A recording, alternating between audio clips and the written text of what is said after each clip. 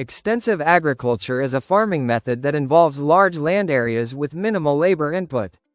It focuses on maximizing output from vast territories, often using traditional and simpler cultivation techniques. Extensive agriculture is commonly practiced in regions with low population density and ample available land. One example of extensive agriculture is ranching, where animals graze freely over large pastures.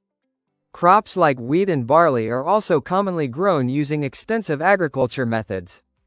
This farming approach usually requires less investment in terms of capital and technology. Farmers practicing extensive agriculture typically rely on natural rainfall and do not use excessive irrigation. Another example of extensive agriculture is nomadic herding, where livestock is moved across large distances to find fresh pasture. Extensive agriculture can lead to deforestation and soil degradation if not managed sustainably.